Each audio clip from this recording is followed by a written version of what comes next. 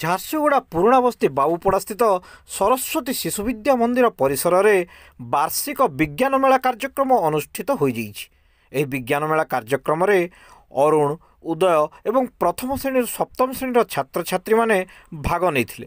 ଏହି ବିଜ୍ଞାନ ମେଳାରେ ମୋଟ 53ଟି ବିଜ୍ଞାନ ପ୍ରକଳ୍ପ ପ୍ରଦର୍ଶିତ ହୋଇଥିଲା।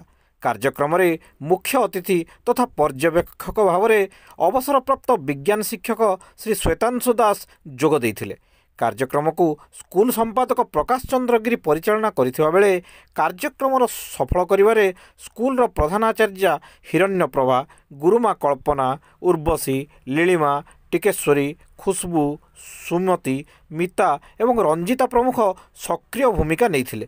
ଶିଶୁମାନଙ୍କ ପ୍ରସ୍ତୁତ ପ୍ରକଳ୍ପମାନଙ୍କ ମଧ୍ୟରେ ଶରୀରର ବିଭିନ୍ନ ଅଂଶ, ଫୁଲ, ଫଳ, ରଙ୍ଗ, ବୃକ୍ଷଲତାର ଔଷଧୀୟ ଗୁଣ, ଜୀବ ନିର୍ଜୀବ, ବର୍ଷା ଜଳ ସଞ୍ଚୟ, ଶକ୍ତି ସଞ୍ଚୟ ଓ ତା'ର ଉପଯୋଗ, ସୌରଶକ୍ତି, ଘରର ଛାତ ଉପରେ ଚାଷ ପ୍ରଣାଳୀ, ବାୟୁମଣ୍ଡଳର ସ୍ତର, ସମନ୍ୱିତ କୃଷି ପ୍ରଣାଳୀ, ଜ୍ୱାଳାମୁଖୀ, ଚନ୍ଦ୍ରଯାନ-3, ପରିବେଶ ପ୍ରଦୂଷଣ ଏବଂ ପରିବେଶ ସୁରକ୍ଷା, ଜଳ ପ୍ରଦୂଷଣ, ସୌରମଣ୍ଡଳ, ବିଦ୍ୟୁତ୍ ପରିବହନ, ପରିପାକ ଆଦି ବିଷୟ ଆଧାରିତ